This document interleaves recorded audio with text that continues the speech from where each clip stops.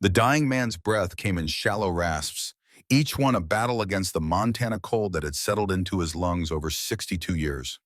Samuel Blackwood lay in the same bed where he'd slept since 1879, but now in March of 1951, the room felt smaller, the walls closer, as if the ranch itself was preparing to let him go. Coraline Blackwood sat beside him, her 72-year-old hands wrapped around his weathered fingers. She'd held these hands before, a lifetime ago, when they'd pulled her from the edge of death, when they'd saved her from a frozen depot platform in a future that would have ended before her 12th birthday. Grandma, her grandson Thomas, stood in the doorway, still wearing his army coat from the Korean War, still uncertain in this house he'd visited only twice in his 25 years.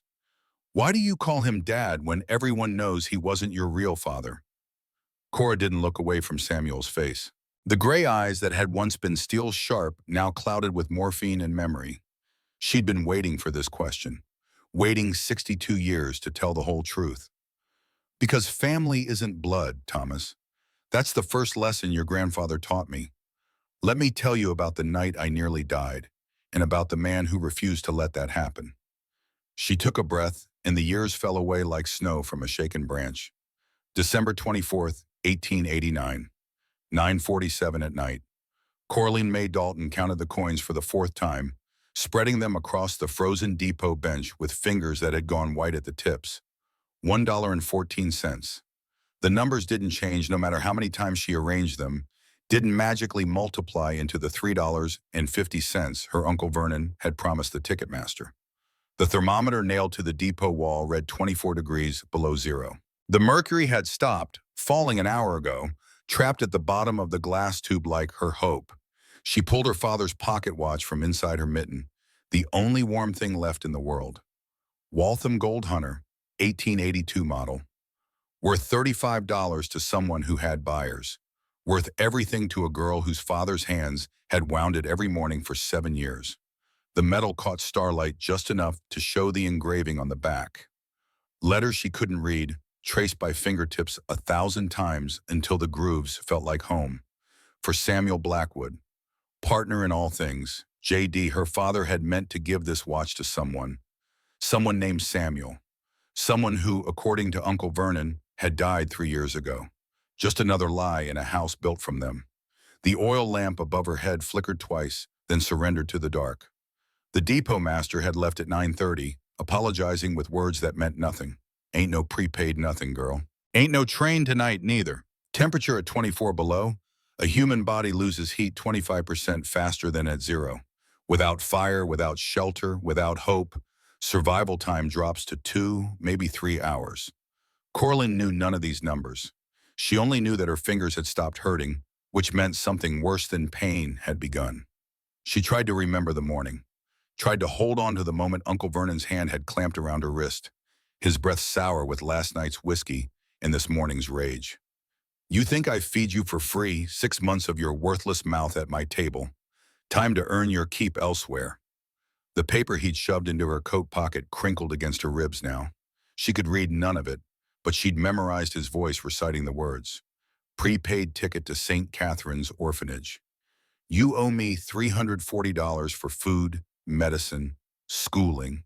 This squares us. The cold made liars of them all. The ticketmaster's records showed no payment. The last train had departed at 7:15, and Uncle Vernon had known both these facts when he'd left her on this bench at 7:30, with instructions to wait right here for the attendant. Hoofbeats. Real ones, not the phantom sounds her freezing brain had conjured twice already.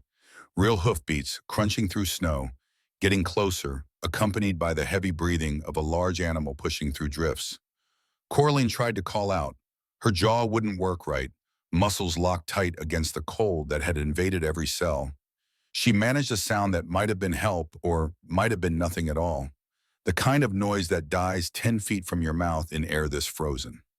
The horse was massive, an Appaloosa with a coat like spilled paint, breath steaming white in plumes that looked like dragon smoke. The man who dismounted moved with the careful efficiency of someone who'd done this in killing weather 100 times before. He wore a buckskin duster that hung to his knees, a Stetson boss of the plains pulled low, and gloves lined with sheepskin. He was tall, 6'2", and carried himself like a man who'd earned every inch of his height through hard work rather than genetics. "Anyone here?" His voice carried over the wind. Rough but not unkind. The voice of a man who expected the world to be harsh and met it with equal strength. Coraline's sound came again, barely more than the creak of frozen wood. The man's boots crunched closer. He knelt at bench level, bringing his face where she could see it without moving. Weathered skin that spoke of 60 winters. Gray hair thick under the hat brim. Gray eyes that missed nothing. Least of all a child dying alone on Christmas Eve. Those eyes went to her hands, still clutching the coins. Then to the watch. He froze. "That's Joshua Dalton's watch." Not a question. A statement delivered with the certainty of a man who'd seen that watch wind 1,000 times. His voice changed when he spoke again, gone tight with something between shock and grief and sudden, blazing anger. "Where's your father, child?" "Papa's dead, sir." The words came out slurred, tongue thick with cold. 6 months now. The man's face did something complicated. 20 emotions in 2 seconds, settling finally into a hard determination that looked like stone. He reached slowly for the watch, turned it over, read the engraving in the starlight. His hands were shaking, but not from temperature. "You're Coraline." She nodded. Wasn't a question that time either. He pulled a Navajo blanket from his saddle, the kind that weighed 8 pounds and could keep a man alive through a Montana blizzard. Wrapped it around her shoulders without touching more than he had to, giving her a dignity she hadn't felt in half a year. "I'm Samuel Blackwood. Your father and I were partners. Can you stand?" "Don't think so, sir." "Then I'm going to lift you. That all right?" Another nod. Her neck barely worked. He picked her up like she weighed nothing, like she was made of glass and good intentions. Settled her in front of the saddle, climbed up behind. His arms came around to hold the reins, blocking the worst of the wind that cut across the depot platform. "There's a ranch about 4 miles west. Warm house, hot food, my sister to look after you proper."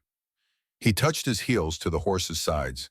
The animal started forward, steady despite the snow that had begun falling thick enough to erase their tracks within minutes.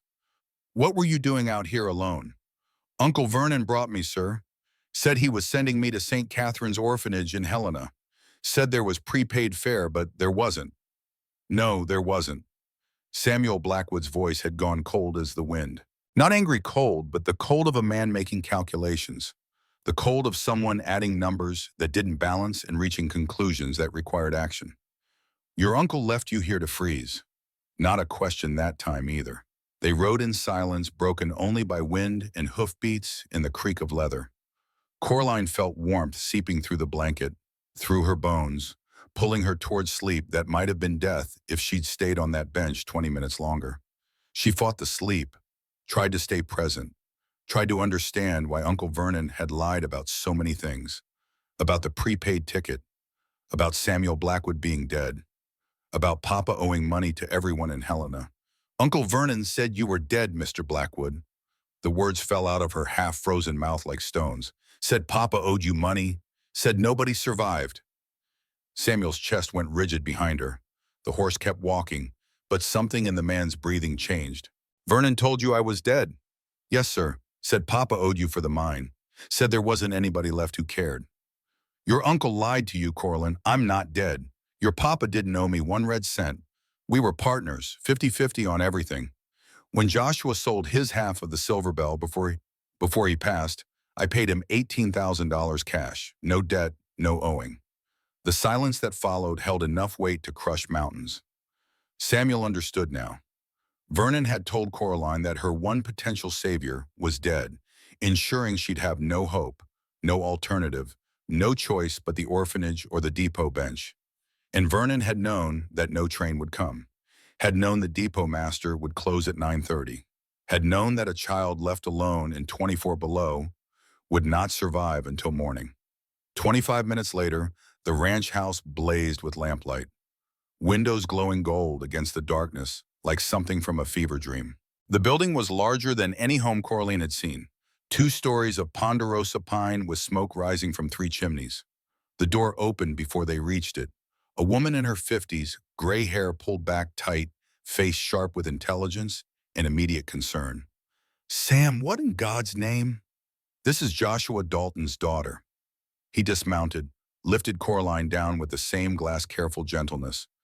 Found her at the depot, alone, in this cold. The woman's face changed.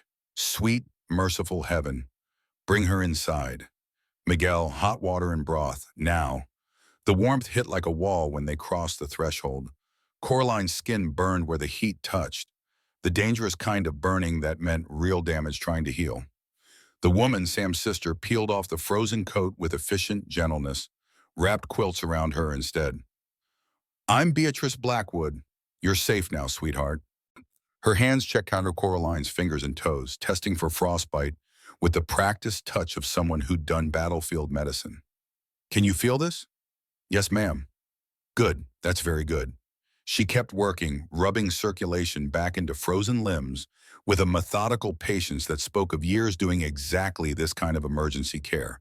A Mexican man appeared with a steaming mug, the smell of beef and onions rising in clouds that made Coraline's stomach clench with sudden, desperate hunger. Samuel took the mug, tested the temperature against his own lips, held it steady while Coraline sipped. The heat hurt going down, scalding her throat, but she didn't care. It was warm. It was food. It was the first thing anyone had given her without demanding payment in 6 months. Samuel handed something to Beatrice, a folded paper pulled from Coraline's coat pocket. She read it, her face going hard as winter stone. Sending ward to St. Catherine's Orphanage. Prepaid fare enclosed. Child has accumulated debts that must be settled. V. Dalton, legal guardian. She looked up at her brother. There's a stamp from the ticket office. No payment received. He left her there to die, Sam. On Christmas Eve. I know. Coraline swallowed more broth, watching them through exhausted eyes. The warmth was making her dizzy, pulling her down towards sleep that felt safe for the first time since Papa had died in the mine collapse. She tried to say something, tried to explain about Uncle Vernon being angry all the time lately, about him saying she was too expensive to keep, about the men who came to the house at night demanding money. Uncle Vernon said you were dead, Mr. Blackwood. The words came out whisper soft. Papa told me before the mine collapsed. He said if I was ever alone, if I ever needed help, I should find Samuel Blackwood at Blackwood Ranch. Samuel's hand found her shoulder, careful and warm. Your papa was right. And I'm going to make this legal, Coraline. I'm getting proper custody. Beatrice set the note down, jaw tight with controlled fury. This isn't guardianship, Sam. This is desertion. Attempted murder. Then we fix it legal. He looked at Coraline, and she saw something in his face that reminded her of Papa. That same steady determination that said when a promise was made, it would be kept no matter the cost. Your Papa named me in his will. Specified it clear. I'll go to Judge Pritchard first thing after Christmas. Get the paperwork filed right. Coraline's eyes were closing despite her best efforts. The warmth, the food, the first safety she'd felt in half a year. It pulled her down like gravity, like the weight of her own exhausted body finally admitting that it couldn't stay vigilant anymore. Just before darkness took her completely, she heard Beatrice say something that seemed important but felt far away. That watch. She wouldn't let go of it, not even when her hands went blue. Samuel's voice sounded distant now, coming from the other side of sleep. It was Joshua's. He always said it was for me. Partner in all things. Then closer, right beside her ear as he settled her into a bed that felt like clouds. Coraline, does your uncle know about your papa's trust fund? But she was already gone, the question floating unanswered in warm air that smelled like safety and second chances. Christmas morning came cold and clear, the kind of Montana dawn where the sky hurt to look at, blue enough to crack. Coraline had been at the ranch 12 hours, long enough to sleep without nightmares, long enough to wake in a room filled with winter sunlight instead of Vernon shouting. The bedroom was 12 by 14 feet, pine walls, Victorian wallpaper with a pattern of roses that had faded to the color of old photographs. An iron bed, Jenny Lind style, popular in the 1880s. A wash basin on an oak table. A window overlooking mountains she'd never seen from this angle. Peaks that looked close enough to touch and were actually 30 miles distant. She lay still for 5 minutes, afraid that moving would shatter whatever spell had brought her here, afraid that Uncle Vernon would burst through the door with his whiskey breath in his cruel hands and his endless reminders that she cost too much to keep. But the door opened gently, and it was Beatrice carrying the clothes that looked newer than anything Coraline had owned since Papa died. "Good morning, sweetheart. You slept 11 hours. Your body needed the rest." "Where am I?" "Blackwood Ranch. My brother Samuel saved you last night. Do you remember?" Coraline nodded, remembered the cold, remembered the horse, remembered strong arms that held her like she mattered. Is he really the Samuel that Papa knew? The one from the mine? The same. They were partners for 10 years, built this ranch together from nothing. On the clothes fit better than her own had in months. A navy wool dress, a knit sweater, new leather shoes that didn't pinch. Beatrice's hands were gentle as she helped with the buttons, gentle in a way that made Coraline's chest hurt with something she couldn't name. The dining room held a table made from black walnut, large enough to seat 12. Food covered its surface, eggs fried in butter, bacon thick as her thumb, fresh bread still warm from the oven. Milk in a glass pitcher, cream floating on top. Coraline sat carefully, hands folded in her lap, waiting for someone to tell her how much this meal would cost, how many hours of work it would take to pay back, how far in debt she'd fall for the crime of being hungry. Samuel sat across from her, and when he spoke, his voice was gentle. "You don't have to ask permission to eat, Coraline. This is breakfast. Everyone eats." "Do I have to pay for it, sir?" He stopped chewing. Set his fork down with the kind of care people use when they're trying very hard not to show anger. "No, child, nobody pays for food in this house. Not guests, not family, not anybody. Uncle Vernon said I owed him for every seal, $340 total. He said I had to work it off or go to the orphanage." The silence that followed felt heavy enough to crush furniture. Beatrice broke it first. "Your uncle lied about many things, sweetheart. That was one of them." She glanced at Samuel, some unspoken communication passing between siblings who'd lived together for 55 years. He nodded once, reached into his vest pocket, pulled out an envelope. "Coraline, do you know what your father left for you?" She shook her head. Uncle Vernon had been very clear. Papa left debts, Papa left problems, Papa left nothing but burden. Your father was a smart man. He sold his half of the Silver Bell mine before he died. Put the money somewhere safe. Samuel pulled a letter from the envelope, unfolded it with careful hands. "This is from Montana Territorial Bank in Helena, dated June 18th, 1889, 3 days after your papa passed." He slid the letter across the table. Coraline looked at the words she couldn't read, the official seal at the top, the signature at the bottom. "What does it say, sir?" Samuel read aloud, his voice steady but his eyes hard with controlled fury. "Montana Territorial Bank, Helena. To whom it may concern. This letter confirms that the sum of $18,000 proceeds from the sale of the Silver Bell mining claim, has been deposited in trust for Miss Coraline May Dalton, daughter of Joshua Dalton, deceased. Said funds to be held until Miss Dalton reaches her 18th birthday, to be administered by her legal guardian as necessary for her care and education." The kitchen went silent except for the crackle of the wood stove. $18,000. The number was too large to understand. Larger than anything Coraline had ever imagined. Larger than the entire town of Helena.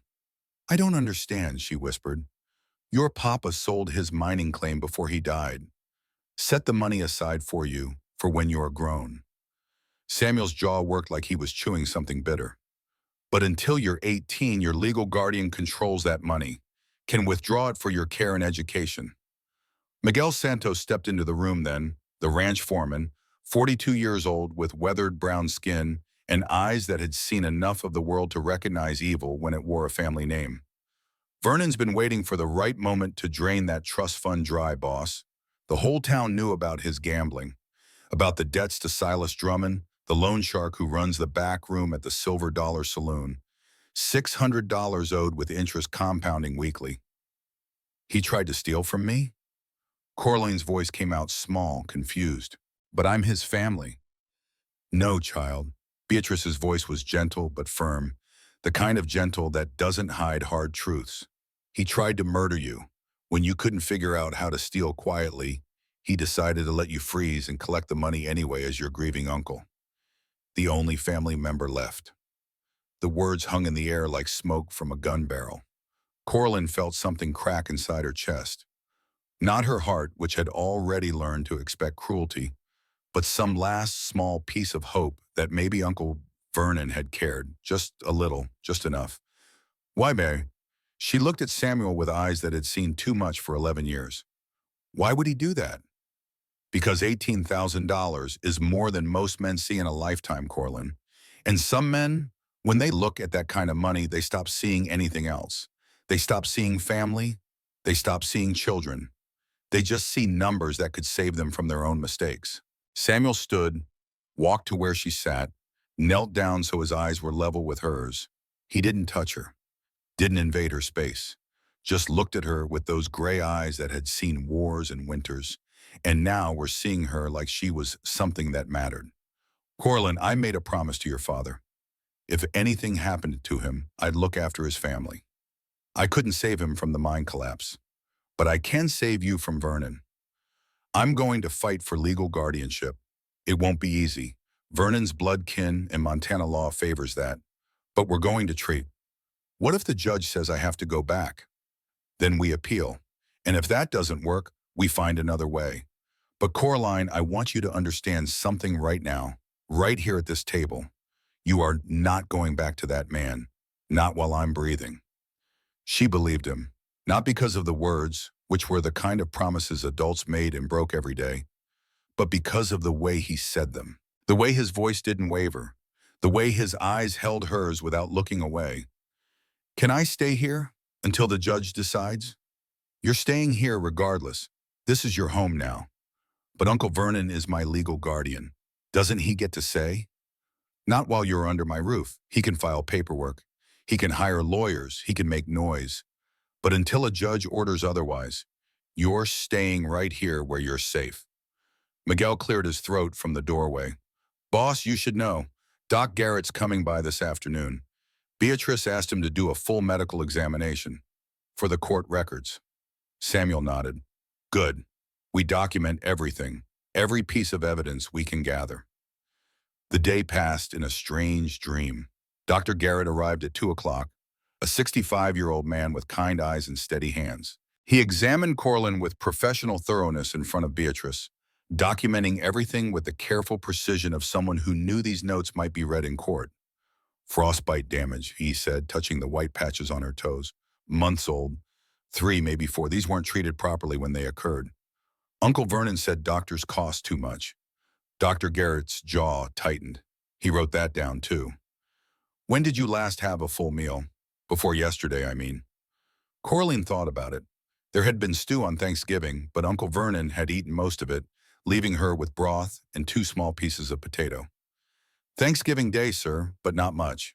He measured her height, her weight, noted how her dress hung loose despite being properly sized. When he finished, he had 3 pages of documentation. He read parts aloud to Samuel and Beatrice, his voice clinical, but his eyes angry. Chronic malnutrition. Patient weighs 18 pounds below normal for her age and height. Old frostbite injuries, untreated. Bruising and various stages of healing on ribs and upper arms, consistent with rough handling. Dental indicators of vitamin deficiency. He folded the papers with hands that weren't quite steady. This is neglect, Samuel. Medical evidence of prolonged malnutrition and untreated injuries. In front of Judge Pritchard, this carries weight. Enough weight to overcome blood relation? I don't know, but it's a start. After the doctor left, Beatrice pulled out a primer, the kind used in frontier schools for children just learning letters. She set it on the kitchen table in front of Coraline. Can you read this, sweetheart? Coraline looked at the page. The letters swam together, meaningless as bird tracks in snow. Shame burned hot in her chest, the kind of shame that came from being 11 years old and knowing you should know things you didn't. No, ma'am. Beatrice's face softened with something that looked like carefully controlled rage. Not your fault, child, but we need to know where we stand. She pointed to the first word. Do you know any letters at all? Coraline shook her head. Uncle Vernon had been clear. Schooling was waste. Girls didn't need reading, just needed to know how to cook and clean and keep quiet. Keep quiet most of all. Samuel made a sound from across the room. When Coraline looked up, his face was tight with controlled fury. He kept you illiterate on purpose. Easier to control, easier to steal from. Beatrice touched Coraline's ridin. We have time before any court hearing. If you can read by then, even just a little, it proves that guardianship under Samuel is working. That you're thriving here in ways you never did with Vernon. I can learn? The hope in her own voice surprised Coraline. She'd forgotten what hope sounded like. You can learn. We'll start right now. Beatrice opened the primer to the first page. This is C. It's the letter your name begins with. Like this. She traced it with her finger. Coraline copied the motion, feeling the shape of it. The letter that started her name. The letter she'd never known before today. For Coraline. C for Christmas. C for the chance she'd been given by a man who kept promises even to dead friends. They worked for an hour. Coraline's tongue pressed between her teeth in concentration. Beatrice's patience endless as winter. By the time the light began to fade, Coraline could write 4 letters. C-O-R-A, her name. The first 4 letters of her own name, written by her own hand. She stared at them like they were magic. Like they were proof of something larger than survival, larger than just being alive. Proof that she could become something more than what Vernon had tried to make her. Present day, 1951, the story paused. Samuel's breathing had grown more labored during the telling, each inhale a battle. Coraline wiped her eyes with the back of her hand, 72 years old but feeling 11 again. That was the first night, she said to Thomas, the night everything changed. Your grandfather made a promise at that kitchen table, and he spent the next 7 years keeping it, no matter what it cost him. But he won, Thomas said. You're here, you took his name. He won. He won the legal battle, yes, but Thomas, there are costs that don't show up in court records. Prices paid in ways that don't leave scars you can photograph. She looked at Samuel, dying slowly in the bed where he'd slept for 72 years. The ranch outside was worth a fortune now. 3,000 acres, 4,000 head of cattle, buildings and equipment and investments that added up to numbers that made 18,000 look small. But the real fortune was simpler. It was a girl who'd learned to read, a woman who'd become a teacher, a family built on choice instead of blood. Your grandfather taught me that some promises are worth dying for, Coraline said softly. And some men keep their promises long after everyone else would have walked away. Thomas moved closer to the bed. What happens now? Now? Coraline smiled through tears. Now I keep my promise to him. I stay until the end. I hold his hand like he held mine that night in 1889. And I make sure he knows he didn't fail. Not once, not ever. She squeezed Samuel's hand. His eyes opened, cloudy but still gray, still steel underneath. Still here, little one? His voice was barely more than breath. Always, Papa. I'm staying right here. Good. He smiled, and for just a moment, he looked like the man who'd ridden through a blizzard to save a freezing child. That's good. You keep that promise. You keep it for both of us. Outside, snow had begun to fall, soft and quiet, covering the ranch in white like a blanket. Like the blanket that had saved her life 62 years ago. Like the promise that had changed everything. The first promise, the one that mattered most. The one that said family wasn't blood, but choice. And love wasn't what you said, but what you did when it cost you everything to keep your word. 3 days after Christmas, Vernon Dalton rode out to Blackwood Ranch with documents that smelled like printer's ink and lawyer's promises. He didn't come alone. Marshal Keene rode beside him, a decent man caught in an ugly situation, his face apologetic before he had even spoken a word. Samuel was in the north pasture mending fence when Miguel came riding hard, his horse throwing mud from the thawing snow. The look on the foreman's face said everything Samuel needed to know. Vernon's at the house, got the marshal with him, got papers. Samuel didn't waste time with questions. He turned his horse toward home, Miguel falling in beside him, both men riding at a pace that said this wasn't a social call. They found Vernon on the porch, standing like he owned the place. He'd cleaned up since Christmas Eve. New coat, probably borrowed. Hair slicked back with pomade. The performance of respectability worn like a costume. Marshal Keene stood beside his horse, one hand on the reins, looking like he'd rather be anywhere else on earth. Samuel, Vernon's voice carried false warmth, heard you picked up something that belongs to me. She's not a thing. She's a child, and she's staying here. That's not your decision to make. Vernon pulled papers from his coat, waved them like a flag. I'm her legal guardian, her father's brother. Blood kin, Marshal here will confirm. Territorial statute says blood relatives take precedence. Marshal Keene shifted in his saddle, uncomfortable as a cat in water. It's true, Mr. Blackwood. Unless there's proof of unfitness, the law favors family. He left her at the depot to freeze, on Christmas Eve in 24 below weather. That's proof enough. I did no such thing. Vernon's voice rose, indignant as a preacher accused of sin. I provided prepaid fare to a proper Christian orphanage. If the ticket master failed to honor it, that's not my failing. The child has needs I cannot meet, needs that require proper institutional care. You're a liar. Vernon's smile widened, showing teeth like a dog shows teeth. Not friendly. Predatory. Careful, Samuel. That's slander, and it won't change the law. He gestured to Marshal Keene. Show him the statute. The marshal pulled out a small book, read without enthusiasm. Montana Territorial Code, Section 47. In matters of guardianship, blood relations of the first degree shall take precedence over all other claims, unless said relation is proven morally unfit by a preponderance of evidence before a territorial judge. Then we'll go before a judge. Samuel stepped off the porch. Right now, today, we'll let Judge Pritchard decide. Oh, we will. Vernon folded his papers with the careful precision of a man who'd practiced this moment. But you should know, Miss Pritchard and I have an understanding. He's a reasonable man who respects the law, and the law says that girl is mine. Samuel moved closer to Vernon's horse, close enough to see the broken blood vessels in the man's nose, close enough to smell yesterday's whiskey still seeping through his pores. She stays here until the hearing. Non-negotiable. Vernon studied him for a long moment, then shrugged like it didn't matter, like he'd already won and the rest was just paperwork. Fine, keep her warm for me. But Samuel, Judge Pritchard owes me favors. You might have saved Joshua's daughter from the cold, but you won't save her from the law. He wheeled his horse around and left, Marshal Keene following with a backward glance that might have been apologetic. Miguel spat into the snow after they disappeared down the road. That man's got a black soul, boss. Doesn't matter. Samuel's voice was flat. What matters is the law, and we need to understand exactly what we're up against.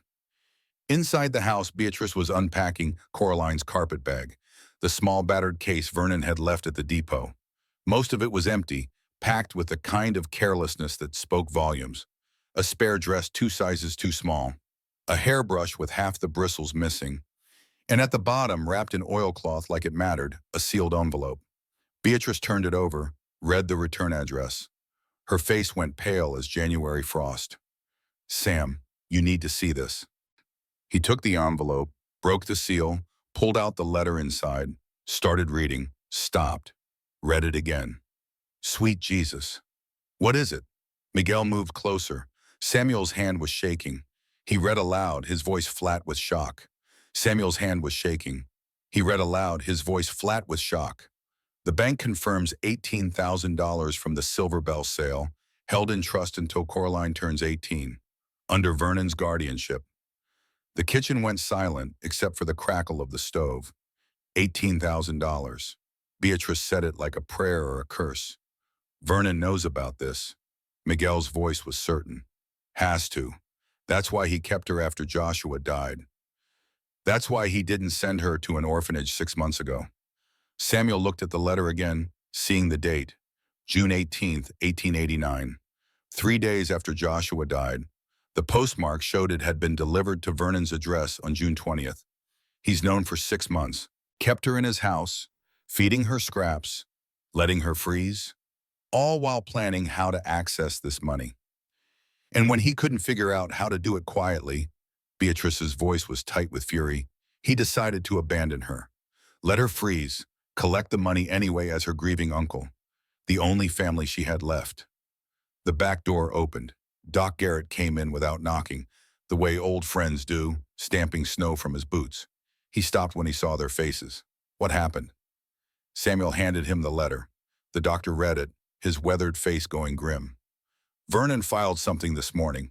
Didn't know what it was about, but I saw him at the courthouse with his attorney, fellow named Vance from Helena. What kind of filing?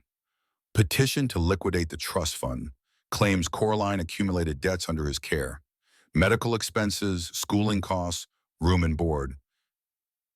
Says the money needs to be accessed immediately to settle accounts. Samuel's fist hit the table hard enough to rattle the bread pans. He's got 6 weeks, maybe 8 before a judge reviews that petition. If he gets guardianship confirmed before then, he takes everything. Every cent Joshua saved for his daughter. Miguel finished the thought. Coraline appeared in the doorway then, drawn by the raised voices. She wore the dress Beatrice had given her, her hair brushed and braided. She looked healthier already after 3 days of regular meals and warm sleep, but her eyes held the wariness of a deer that's learned humans mean danger. Is Uncle Vernon coming to take me? Samuel knelt to her level, the way he always did when something mattered. He's trying, Coraline, but we're going to fight him. We're going to show the judge what kind of man he really is. What if the judge believes him instead of you? It was the question Samuel had been asking himself since Vernon rode away. The question that kept him awake at night, staring at the ceiling beams Joshua had helped him install 10 years ago. Then we appeal. We keep fighting. We don't give up. But even as he said it, he knew the truth. Montana territorial law was clear. Blood relations had precedence. To overcome that, they'd need proof of unfitness so compelling that Judge Pritchard had no choice but to rule against statute, and Vernon Dalton had already hired Cornelius Vance, the man who never lost. Present day, 1951. Samuel's breathing had grown worse. Each inhale sounded like gravel in a tin can. Coraline held his hand tighter, feeling the pulse beneath papery skin. Still there. Still fighting. The petition, Thomas said. Vernon tried to steal your inheritance before the trial even started. $18,000 was more money than most families saw in 10 years, Coraline said. For a gambling man drowning in debt, it was salvation. And I was just an obstacle, a child who cost money to feed, who might grow old enough to ask questions, who might one day realize what he'd done. But Grandpa stopped him.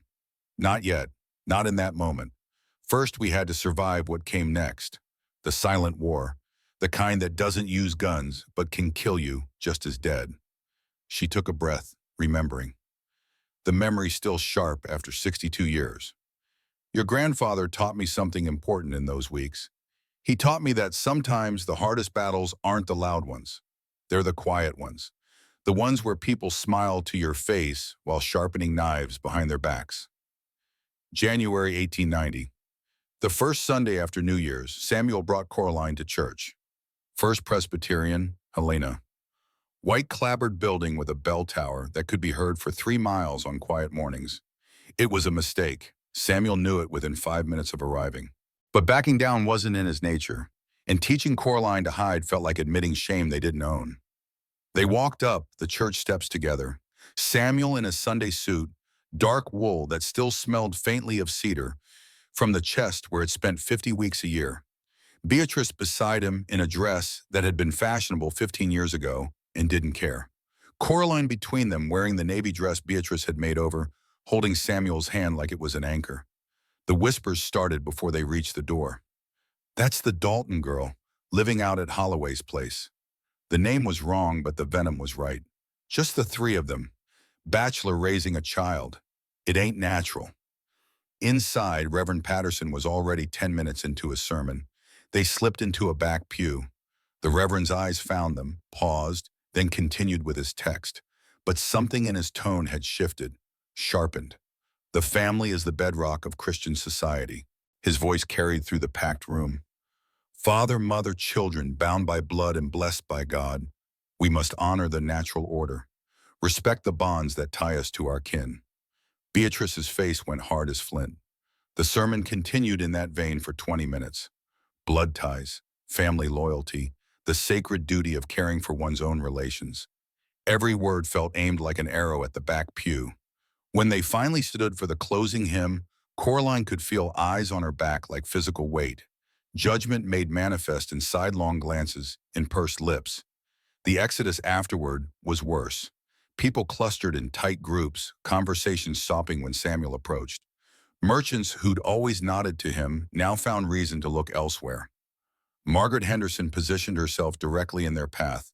Banker's wife, queen of Helena society, smile sharp as winter wind. Mr. Blackwood, her voice dripped false concern. We haven't been properly introduced to your house guest. This is Coraline May Dalton, Joshua Dalton's daughter. Yes, we'd heard. Margaret's eye writes that I traveled over Coraline with the assessment used for livestock at auction. Poor dear, losing her father so young, then her uncle finding himself unable to care for her. Such a tragedy. Her uncle abandoned her at a depot to freeze. Samuel's voice was level. That's not tragedy. That's attempted murder. The women around Margaret made shocked sounds, the kind that weren't actually shocked at all. That's a serious accusation, Mr. Blackwood. Vernon Dalton is a respected member of this community, a man of business, family to this child, a man who gambles away money he doesn't have and tried to steal from an orphan's trust fund. Beatrice's voice could have cut glass. But do go on about respect, Margaret. Margaret's smile never wavered. I'm simply concerned for propriety, a young girl living with a bachelor. Even with your presence, Miss Blackwood, well, tongues will wag. Then let them wag somewhere else. Samuel moved a step around her, but Margaret wasn't finished. Judge Pritchard is a godly man, Mr. Blackwood. He values Christian morality and proper family structure. You might want to consider that before this situation becomes permanent. She swept away, her flock following. Coraline felt Samuel's hand tighten on her shoulder. Don't listen to them. But Coraline had heard the truth underneath the words. She'd lived 11 years learning to read the currents beneath what people said. What she'd heard was clear enough. The town was turning against them. 2 days later, Samuel went to the general store for fence wire and nails. Spring repairs wouldn't wait for legal battles. The bell above the door jangled. 4 men stood at the counter. 3 turned away. The fourth, Tom Brenner, who ran the feed mill, met Samuel's eyes for half a second, then found something fascinating about his boots. George Patterson, the store owner, kept polishing a jar that was already clean. Needs 60 feet of fence wire and 5 pounds of nails. Patterson didn't look up. Might be we're out. I can see the wire from here, George. Reserved for another customer. The air in the store got thick. Samuel kept his voice level. You've sold me supplies for 15 years, and I'll sell you more, just not today. Patterson finally met his eyes, and what Samuel saw there wasn't malice. It was fear, the kind that makes good men do cowardly things. I've got a business to run, Sam. Can't afford to take sides. This isn't about sides, it's about a child. It's about Vernon Dalton's family rights. This from Ed Hoskins at the counter. Man who owed Vernon money and everyone knew it. Man's got a claim to his own blood. You keeping that girl out at your place? No proper woman around except your sister. People talk.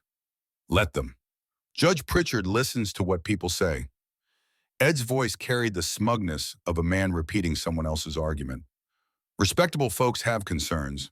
A bachelor and a young girl under one roof. It ain't Christian. Samuel's fists clenched. Miguel had warned him about this, about keeping his temper, about not giving Vernon's attorney ammunition, but the unfairness of it burned like acid. That girl was left to freeze on a depot platform on Christmas Eve by the man you're defending. Where were your Christian concerns then? Vernon made arrangements. Vernon left her with $1.14 in a lie about prepaid fare. Samuel's voice went quiet, which made it more dangerous. And you want to hand her back to him because I'm not married. That's your measure of morality. Patterson cleared his throat. Sam, please, just come back next week, after the hearing, when things are settled. Samuel looked at each of them in turn, saw the way they wouldn't meet his eyes, saw the cowardice dressed up as propriety. He walked out without the wire. Miguel was waiting by the wagon, face grim. Heard it from out here. Town's made its choice. Half the town, the half that owes Vernon money or fears his attorney. Miguel climbed up to the driver's seat. Other half's with you, just quieter about it.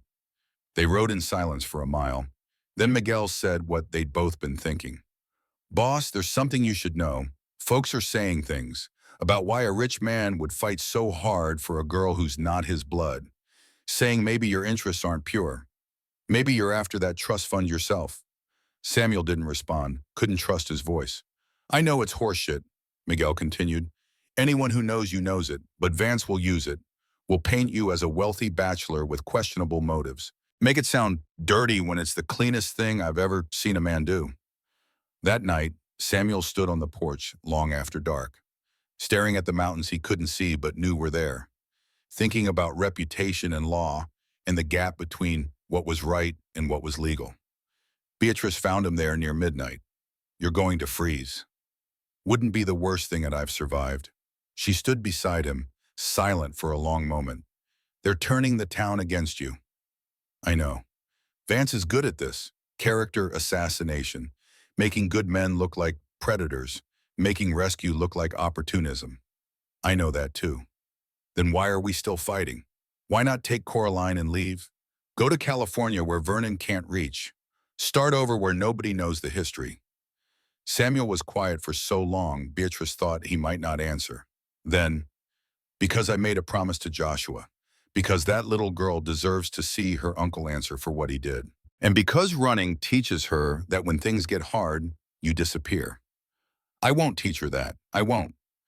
Even if it costs you everything? Especially then. That's when promises matter most.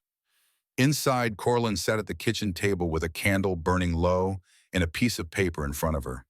Her tongue pressed between her teeth in concentration as she formed the letters one slow stroke at a time. The girl found her way home. She'd read that sentence from the primer 2 weeks ago. Now she was writing it herself. The letters weren't perfect. The G leaned wrong and the Y dragged too long. But they were hers, words she'd made with her own hand. Beatrice came in from checking the stove, saw what Coraline had written, and her face did something complicated. Read it to me, sweetheart. Coraline read the words aloud, her voice steady. When she finished, Beatrice pulled her into a hug that smelled like bread dough and lavender soap. Your papa would be so proud. Do you think the judge will care? That I can read now? I think it proves something Vernon never wanted proven. Beatrice held her at arm's length. That you're smart and capable. That you deserve better than what he gave you. Samuel appeared in the doorway, Miguel behind him. Both men had the look of people who'd been talking serious business in the barn. Show Sam what you wrote. Coraline held up the paper, suddenly shy. Samuel took it, read it carefully, then looked at her with something that might have been wonder. 12 weeks ago, you couldn't write your own name. Beatrice taught me. No. His voice was firm. Beatrice showed you how. You did the learning. That's all you, Coraline. He set the paper down, then pulled a larger document from his coat. The trust fund letter from the mining company. Can you read this? Coraline took it, sounded out the harder words. Montana Territorial Bank. Helena, to whom it may concern. This letter confirms that the sum of $18,000, she stumbled on proceeds but got the rest, has been deposited in trust for Miss Coraline May Dalton. $18,000, Samuel repeated. You understand what that means now? She nodded. It's what Papa left me for when I'm grown. And if Vernon gets guardianship, he'll take it. She said it matter of fact, the way you'd state the sun rises or water's wet. That's why he wants me back, not because he cares. Miguel made a sound of approval. Smart girl. Samuel exchanged a look with Beatrice. At the hearing, Judge Pritchard might ask you questions. He might ask you to read something to prove your learning. Would you be willing to do that? Coraline's stomach twisted. The thought of standing in front of all those people, the church ladies who whispered, the merchants who looked away, Uncle Vernon with his empty smile made her want to hide under the table. But then she thought of the primer, of the way letters had stopped being meaningless scratches and started being words, of the power in being able to read her own name. I'll do it, if it helps. It helps. Samuel pulled another paper from his coat, this one covered in numbers and columns. This is the ranch ledger, spring cattle count. Can you tell me what this number means? Coraline looked at where he pointed, 2,847. And this one? $18. Multiply them. She did the arithmetic in her head.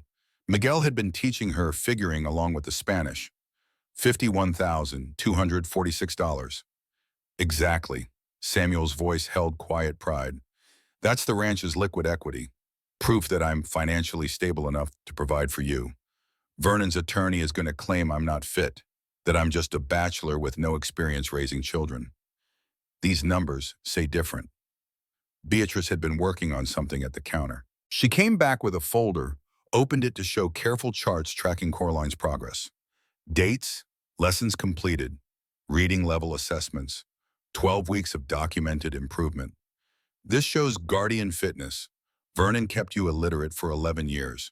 Samuel's had you for 12 weeks, and you're reading at third grade level. That contrast speaks louder than any argument we could make. Coraline touched the charts, seeing her own growth mapped out in Beatrice's neat handwriting. It was proof. Proof she wasn't stupid or slow or worthless, like Uncle Vernon had always said. Proof that given a chance, she could learn anything. What if it's not enough? The question came out smaller than she meant it to. The adults exchanged looks. Then we fight harder, Samuel said. But Coraline, you need to understand something. Judge Pritchard is bound by law. Montana territorial statute says blood kin takes precedence unless proven unfit. That's a high bar to clear. What makes someone unfit? Neglect, abuse, moral corruption, financial irresponsibility. Miguel ticked them off on his fingers. We've got evidence of all four, but Vernon's got Cornelius Vance. That man could argue water uphill. And he's got the town on his side, Beatrice added, her voice tight, or enough of it to matter. Those church ladies have been spreading poison, saying it's improper for you to be here, that Sam's motivations aren't pure. Coraline had heard the whispers. She wasn't stupid. She knew what people thought when they saw a bachelor rancher taking in a young girl. Never mind that Beatrice was there. Never mind that Samuel had never been anything but proper and kind. People saw what they wanted to see. So what do we do? Samuel knelt beside her chair, putting them eye to eye. We tell the truth.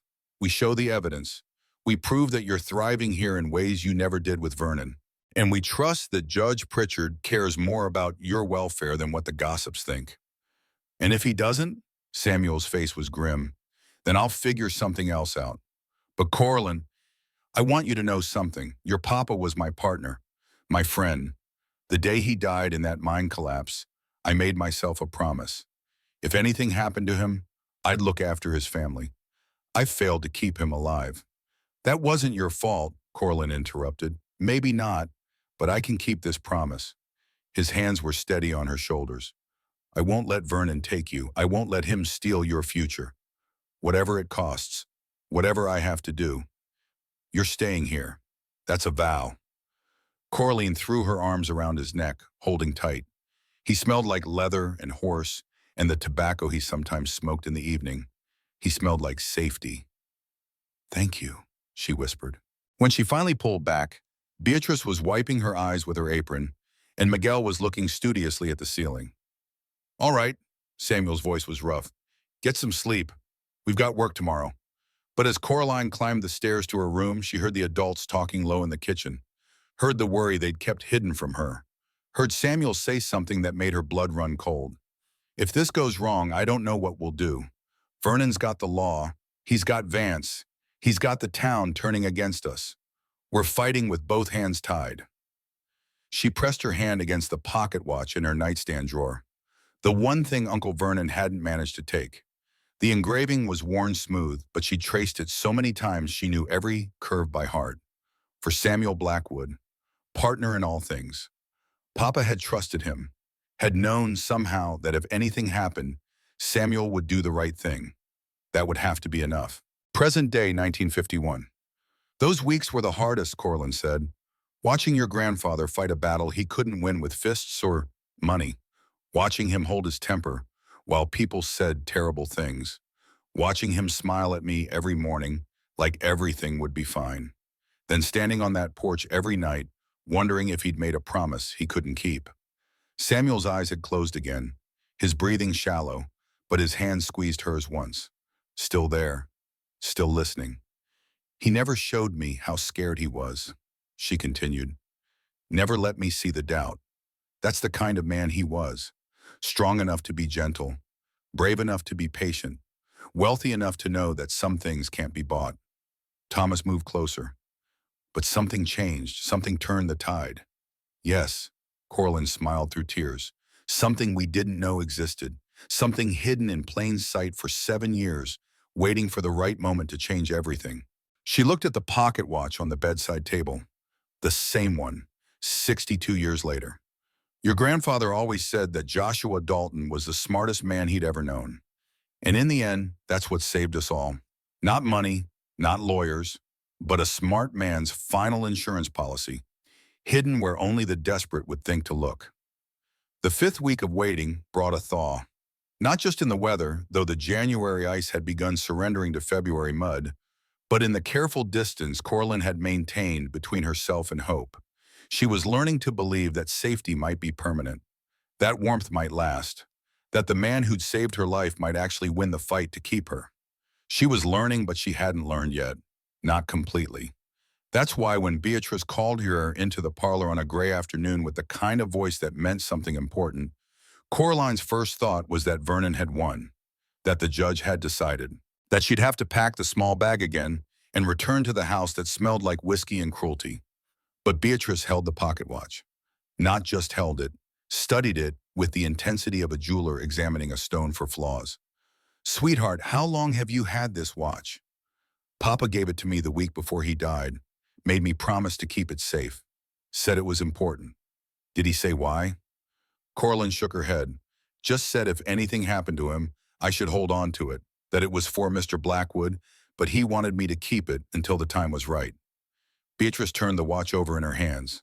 The gold caught lamplight, throwing small reflections across the parlor walls. She pressed the stem to open the main case. The watch face showed 3:20 in the afternoon, still keeping perfect time after 7 years. I've been cleaning this, Beatrice said, getting the tarnish off the engraving. And I noticed something.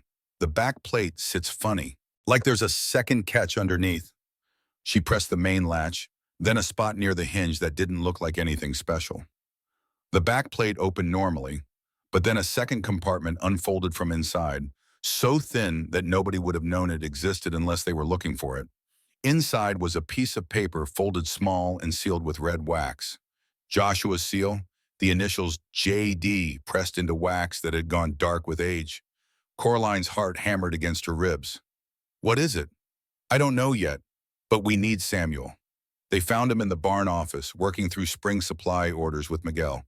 Both men looked up when Beatrice entered, carrying the watch like it was made of spun glass and prayers. Sam, Joshua left something hidden in the watch. The color drained from Samuel's face. He stood slowly, crossed the office in 3 strides, took the watch from his sister's hands, looked at the hidden compartment, at the sealed paper inside. His hands shook as he broke the seal. The paper crackled as he unfolded it. Joshua's handwriting, cramped and urgent, dated January 10th, 1889. 1 week before the mine collapse that killed him. Samuel read it once, twice. On the 3rd reading, his vision blurred. Sweet Jesus. He knew. Joshua knew. Knew what? Miguel moved closer. Samuel's voice came out rough, like gravel over steel. Read it, Sam. Beatrice touched his arm. Out loud. We all need to hear. He cleared his throat, started again. To whom it may concern, should I die before my daughter Coraline reaches adulthood, I hereby state my wishes regarding her guardianship. Samuel Blackwood of Blackwood Ranch is the man I trust with her life and her future. Not my brother Vernon, never Vernon. The office went silent except for wind against the barn walls. Samuel continued, his voice steadier now. Vernon Dalton has demonstrated moral weakness, financial irresponsibility, and a character unsuited to raising a child. He gambles, he drinks, and he views family as assets to be exploited rather than people to be cherished. Samuel Blackwood was my partner in all things. He is honest, steady, and capable of providing the stable home my daughter deserves. I trust him as I have trusted no other man. He paused. The next part was harder. If questions arise about guardianship, Amos will understand. He knows what kind of man I was. He knows I carried him 3 miles at Shiloh with a mini A ball in my spine. He knows what a promise means. Signed, Joshua Dalton, January 10th, 1889. Miguel was the first to break the silence. Amos, Judge Amos Pritchard. They served together. Samuel's hand traced the signature, remembering his friend's hand forming those letters. In the war, Joshua never talked about it much, but I knew they'd been at Shiloh. That was bad fighting. This changes everything. Miguel leaned over to read. It's not just your word against Vernon's now, it's Joshua's stated wishes, in writing, with the judge's name attached. But will it hold up in court? Beatrice's lawyer mind was already working. It's not witnessed. It's hidden in a watch. Vance could argue it's not legally binding. Doesn't have to be legally binding. Samuel carefully refolded the letter. It just has to be true. And it is. Every word. He turned the paper over looking for more. Found a single line on the back in different ink like it had been added later.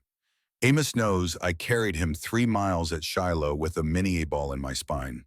He knows what a promise means. Joshua saved the judge's life. Corlin's voice was small but certain. In the war. More than saved it. Samuel's jaw set hard. He carried a wounded man 3 miles through enemy territory with a bullet lodged next to his own spine. That's not just saving someone. That's dying for them and choosing not to. A man doesn't forget that kind of debt, Miguel said. And a man like Pritchard honors it. Samuel looked at Beatrice. When's the hearing? 3 weeks, March 15th, 10 in the morning. Then we have 3 weeks to prepare, to build a case so strong that even Vernon's lies can't stand against it. He touched the letter like it was sacred. Joshua planned for this. He knew Vernon might contest guardianship. He hid this insurance policy where only someone desperate would think to look. Corlin had been quiet, listening. Now she spoke.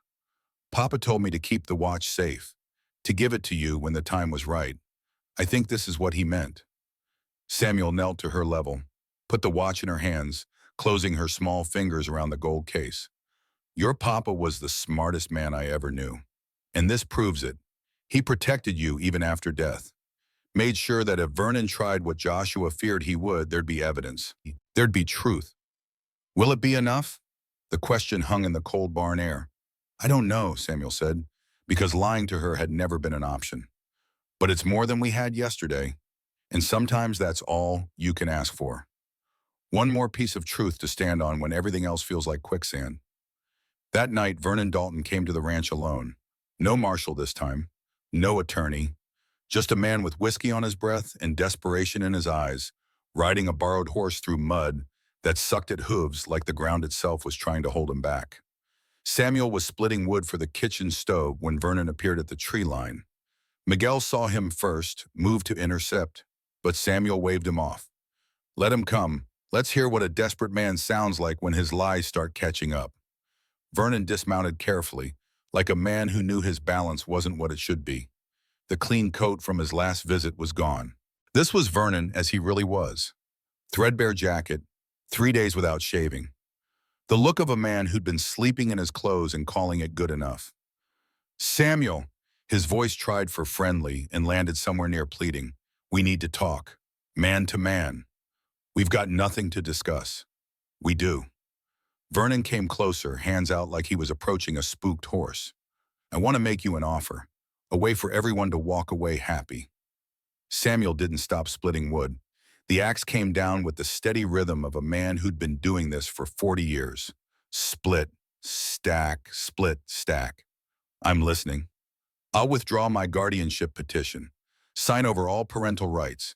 You can keep Coraline, raise her legal and proper, nobody to say different. Split, stack. In exchange for what? $2,000. Vernon pulled a folded paper from his coat. Cash money. I sign the papers, you give me the funds, and I'm gone. Out of Montana territory. You'll never hear from me again. Samuel set the axe down, looked at Vernon like he was examining something stuck to his boot. You're selling your niece. I'm being practical. Vernon's voice rose, defensive. She's better off with you, I can see that. But I've got debts, Sam. Serious debts. Silas Drummond's not a patient man, and I owe him $600 with interest running.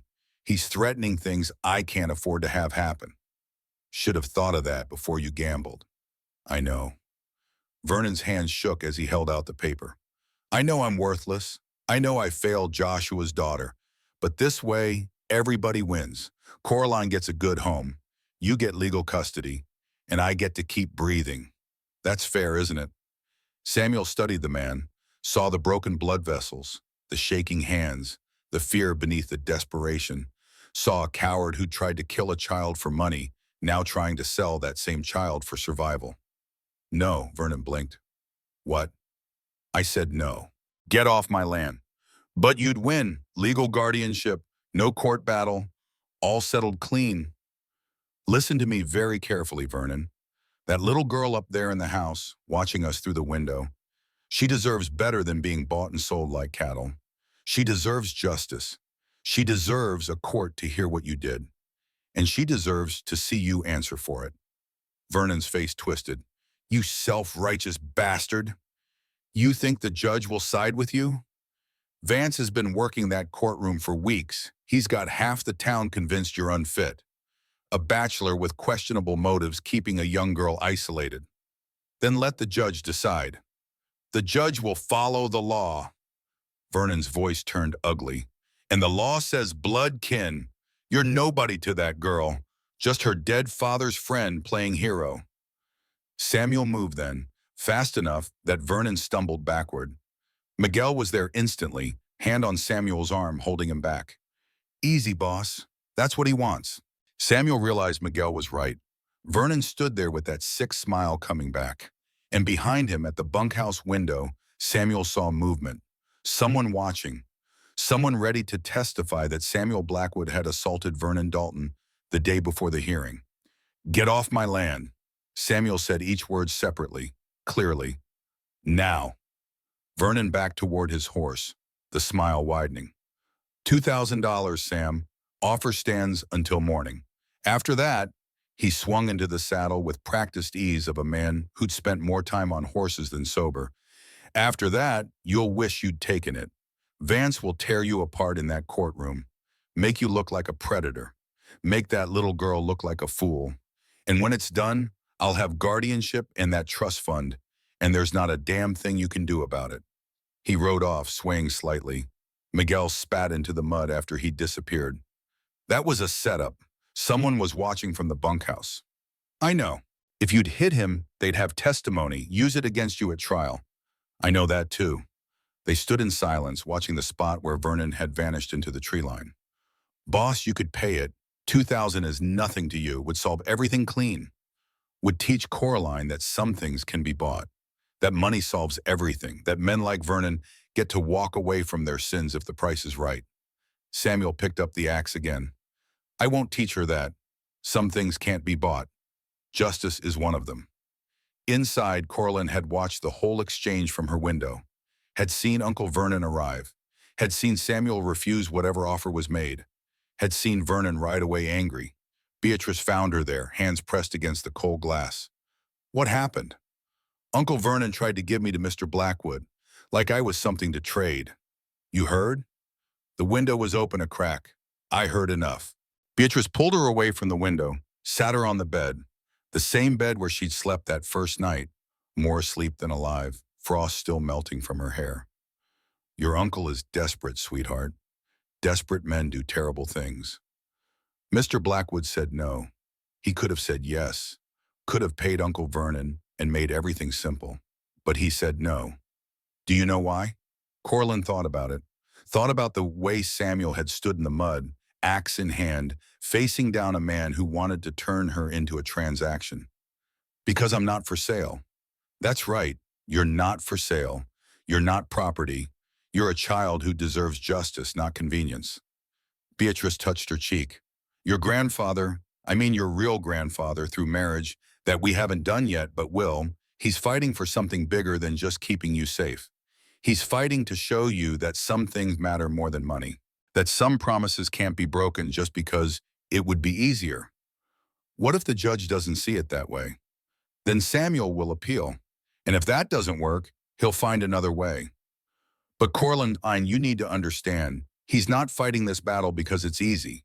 He's fighting it because it's right, and that's the kind of man he is. 3 weeks collapsed into days, collapsed into hours. The hearing was set for March 15th at 10 in the morning. Montana Territorial Courthouse, Helena. Judge Amos Pritchard presiding. The night before, Coraline couldn't sleep. She sat at the kitchen table with a candle and the primer, practicing words she already knew. Cat, dog, home, safe, reading them over and over like incantations. Like if she read them enough times, they'd become true in ways that couldn't be undone. Samuel found her there at 3 in the morning, her head drooping over the book, fighting sleep with the desperation of someone who knew nightmares were waiting. Can't rest? She shook her head. He poured himself coffee from the pot that always sat on the stove, thick and bitter and strong enough to wake the dead. Sat across from her at the table that had become their classroom, their conference room, their war room. Want to know something your papa told me once? She nodded. We were up in the Silver Bell mine, working a seam that looked promising but kept playing tricks on us. The rock would show color, then nothing. Show color, then nothing. Drove us half crazy trying to figure out which samples to trust. And Joshua said to me, Sam, sometimes you can't know. Sometimes you just have to sink the shaft and see what's down there. Standing on the surface guessing won't change what's below ground. What does that mean? It means tomorrow we're going to stand in front of Judge Pritchard and tell the truth. All of it. The good, the bad, the complicated. And then we're going to trust that the truth is enough. That when you strip away all the lies and lawyer tricks and town gossip, what's left is worth standing on. What if it's not enough? Samuel reached across the table, took her hand. His palm was calloused from 40 years of ranch work, warm and solid and real. Then we'll figure out what comes next. But Coraline, I want you to know something, and I want you to remember it no matter what happens tomorrow. I didn't take you in because of Buddy. I didn't keep you because of your papa's memory. I kept you because from that first night when I pulled you off that frozen bench, I knew you were supposed to be here. With me, with Beatrice, with Miguel in this ranch, in this life. Blood doesn't make family. Choice does. And I choose you.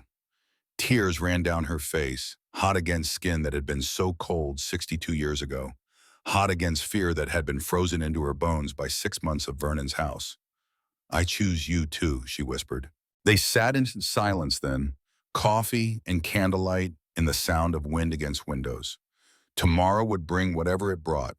Tonight they had this, the quiet before battle, the moment when promises were made and held and believed in, despite all evidence that the world was cruel and judges followed law instead of justice. Present day, 1951. That was the last peaceful moment we had, Corlin said. The last time before everything changed, before we walked into that courtroom and discovered that sometimes truth isn't enough, that sometimes you need miracle. Samuel's breathing had grown worse. Each inhale sounded like tearing paper. But his eyes opened, focused on her face with the intensity of a man who knew his time was measured in hours now, not days. Tell him, Samuel whispered. Tell Thomas about the courtroom, about Pritchard, about what Vance did. Are you sure it's not a happy part of the story? It's true, that's what matters. Corlin nodded, wiped her eyes, turned back to her grandson. The courthouse was packed, 200 people in a room built for 120. Standing room only. People had come from 3 counties to watch, some because they cared about the outcome, most because it was theater, entertainment, the wealthy bachelor versus the struggling uncle with a child's future as the prize. She took a breath, and the years fell away again. March 15th, 1890. The Montana Territorial Courthouse had never seen anything like it. By 9:30, every bench was full. By 9:45, people lined the walls 3 deep. By 10 o'clock, when Judge Pritchard's gavel came down, there were men standing on the courthouse steps trying to hear through the open windows. Corlin sat between Samuel and Beatrice, wearing her navy dress, her hair braided so tight it pulled. Her hands shook in her lap until Samuel covered them with one of his, warm and steady in there. Vernon sat at the plaintiff's table with Cornelius Vance. Vernon looked respectable. Clean suit, hair pomaded back, expression appropriately somber. The picture of a concerned uncle. Vance sat beside him like a coiled snake, thin and sharp and patient. Judge Amos Pritchard entered from his chambers, 62 years old, Gray hair cut military short, face carved from granite, eyes that had seen too much death at Shiloh to be impressed by legal theater. All rise. The courtroom stood as one organism. Territorial Court is now in session. Case number 47, Dalton versus Blackwood. Petition for guardianship and trust fund administration. He settled into his chair, looked over spectacles at both tables. Mr. Vance, you filed this petition. Present your case.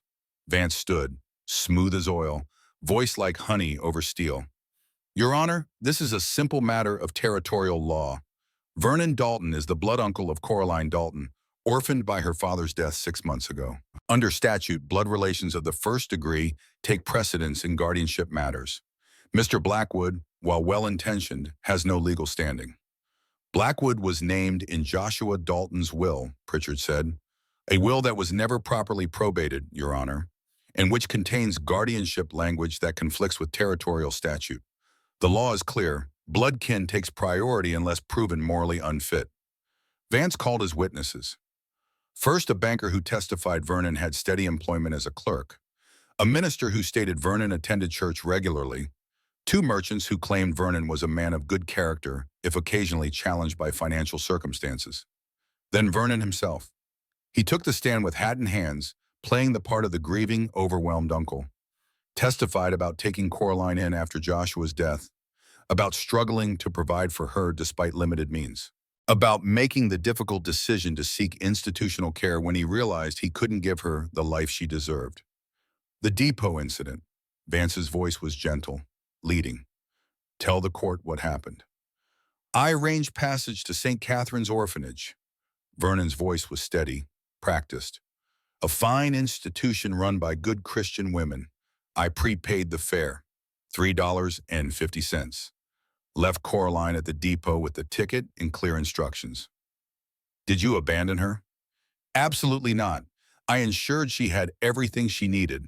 If the ticket master failed to honor the prepaid arrangement, that's his failing, not mine. It was a lie so smooth it almost sounded true.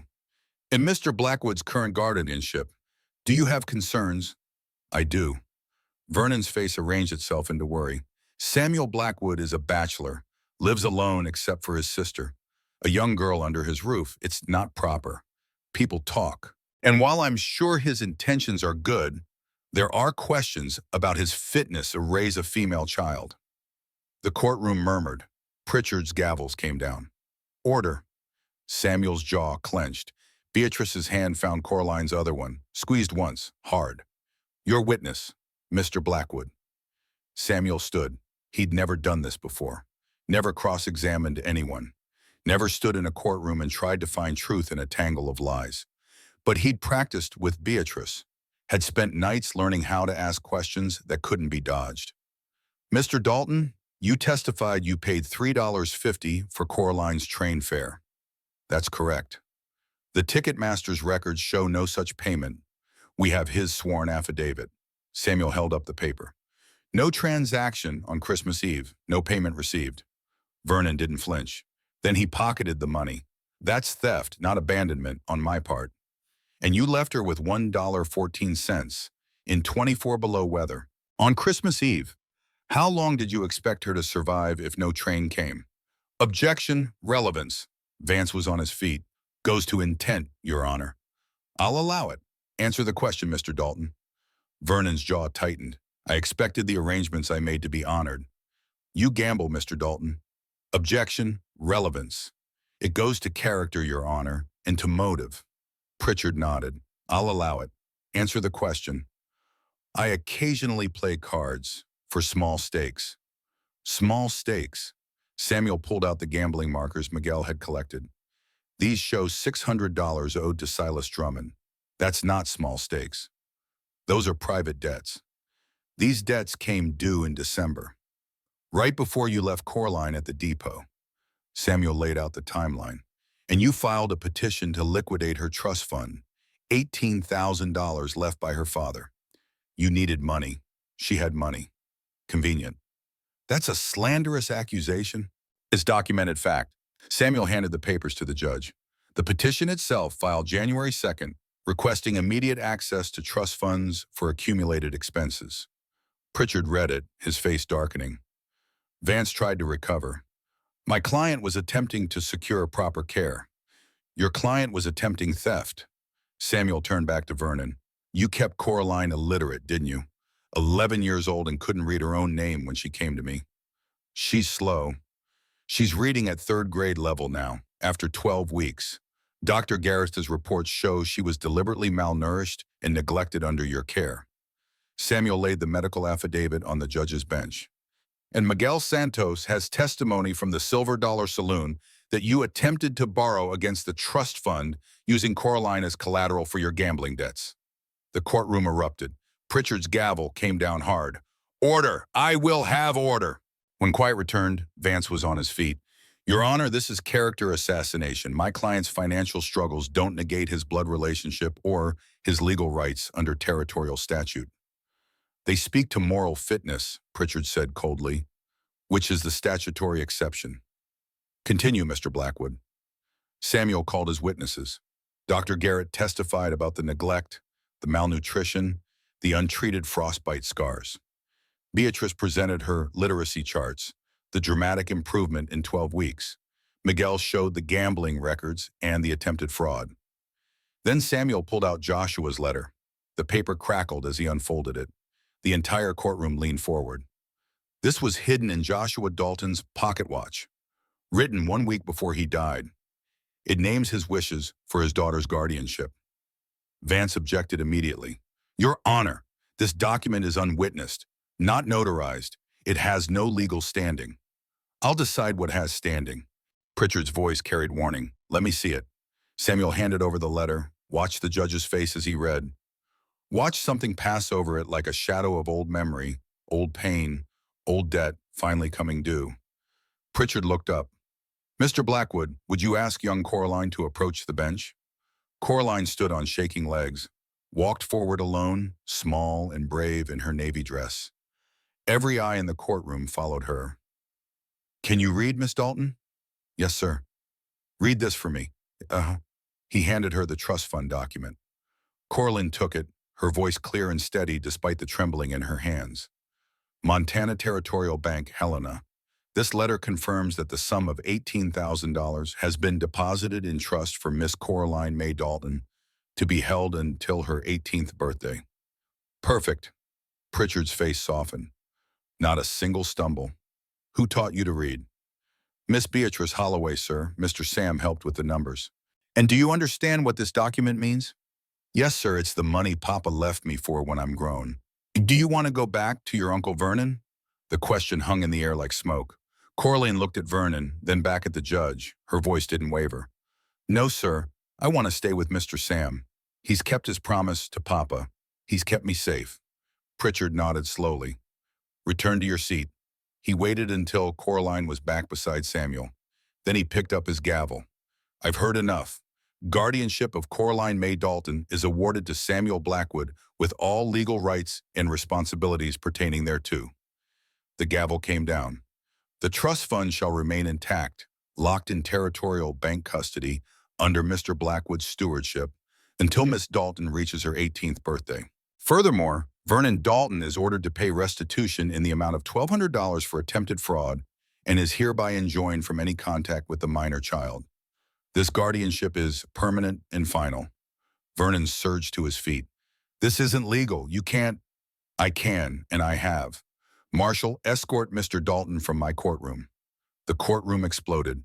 Samuel pulled Coraline into his arms as she burst into tears, relief and joy, and the release of months of fear all pouring out at once. Beatrice was crying too.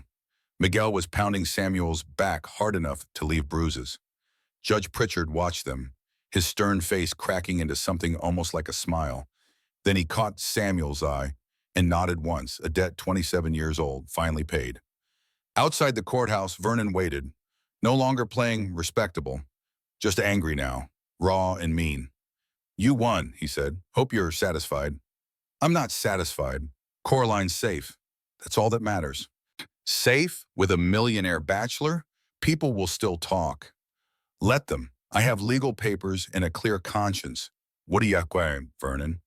Vernon was silent for a long moment. Then something in his face shifted. Not softness, actually, but maybe recognition. You know what's funny? Joshua used to tell me you were the best man he knew. I thought he was exaggerating, but turns out he was right. He turned toward his horse. Take care of that girl better than I did. Shouldn't be hard. He didn't look back.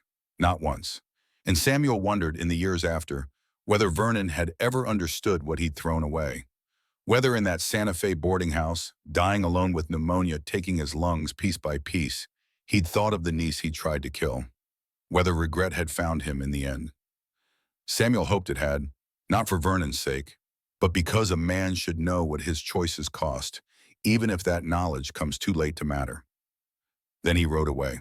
Last time they ever saw him, Corlin tugged on Samuel's coat. Do you think he meant it? That he's sorry? I think he's sorry things didn't go his way. That's not the same as real regret. Why didn't he love me like Papa did? Samuel knelt down eye to eye. Some people don't know how to love, Corlin. That's not your fault. Never was. Never will be. Mr. Blackwood, can I call you something else? Like what? She whispered it, scared of the word but needing to say it. Boss Samuel Blackwood, who'd survived wars and winters and 40 years of Montana trying to kill him, who'd never cried in front of anyone since he was 12 years old, broke down and wept. Nothing would make me happier, little one.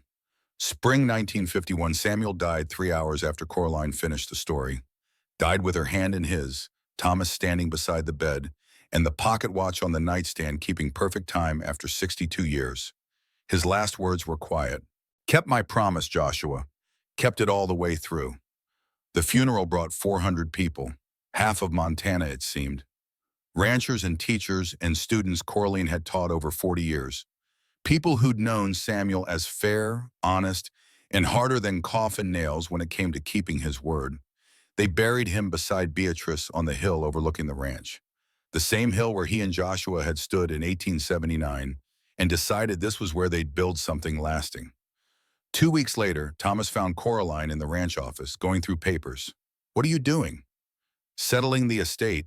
Your grandfather left very specific instructions. Everything goes to you, doesn't it? Most of it, but there's a trust. For you, and for your children when you have them, and for their children after that. She showed him the papers. Your grandfather believed in planning ahead, in making sure promises lasted beyond one lifetime. What will you do now? Keep teaching, keep the school running, keep the ranch going with good management. She smiled. Keep the promise I made to him. To live well, to love hard, to show people that family isn't just blood. Thomas picked up the pocket watch from the desk. Can I see it? She nodded. He opened it, read the engraving that had started everything 62 years ago. For Samuel Blackwood, partner in all things. He earned this, Thomas said. He earned more than that. He earned something you can't engrave on gold. He earned the right to die knowing he kept every promise that mattered. That's worth more than all the ranches in Montana. Outside, spring had come full and complete. The snow was gone. The grass was green.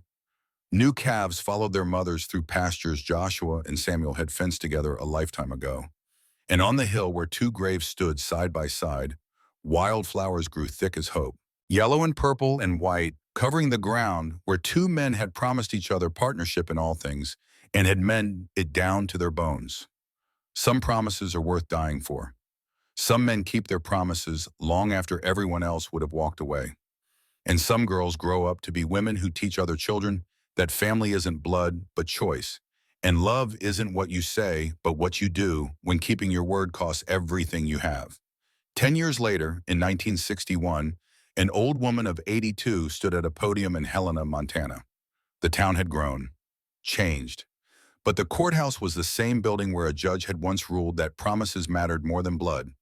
They were dedicating a new elementary school, naming it after Samuel Blackwood, who'd funded education for ranch children for 40 years, who'd believed that teaching a child to read was worth more than any amount of cattle. Coraline Blackwood, teacher emeritus, spoke to the crowd. My father, and he was my father in every way that mattered, once told me that some winters are meant to end, that some endings are just better beginnings wearing old snow as a disguise. She looked at the building, at the children who would learn here, at the future stretching forward in ways Samuel would never see but had helped build anyway. 62 years ago, I was freezing to death on a depot platform. One man refused to let that be my ending. He turned it into a beginning, not just for me, but for everyone who's learned that you build family through loyalty, not inheritance. The crowd applauded. Thomas stood in the front row with his own children now. 3 generations of a family built on choice instead of blood, on promises kept instead of obligations honored. After the ceremony, Thomas walked his grandmother to her car. "You think Grandpa would be proud?" "I think he'd say we're making too much fuss, that he just did what needed doing." She smiled. "But yes, I think he'd be proud, not of the buildings or the money, but of this, of you, of knowing that what he started didn't end when he died." She drove home to the ranch, the same ranch, 72 years after a man had ridden through a blizzard to save a freezing child. In her bedroom, she kept the pocket watch on the nightstand. Every night before sleep, she wound it, kept it running, kept Joshua's promise to Samuel alive through the motion of gears and springs and time that wouldn't stop just because the people who mattered were gone. For Samuel Blackwood, partner in all things. The engraving was worn almost smooth now, but she could still feel it, could still remember the night when those words had meant everything, when they'd been the difference between death and life, between cruelty and kindness, between what was legal and what was right. She wound the watch one more time. "Still keeping promises, Pa," she whispered to the empty room. "Just like you taught me." And somewhere in whatever place exists beyond this one, maybe a man heard. Maybe he smiled. Maybe he knew that the best legacy isn't money or land or buildings with your name on them. It's the people who learn from your example that some promises are worth keeping no matter the cost. That family is choice. That love is action. That winter always ends if someone brave enough refuses to let you freeze. The watch ticked on. Perfect time, perfect rhythm, the sound of promises kept and kept and kept again, generation after generation, forever.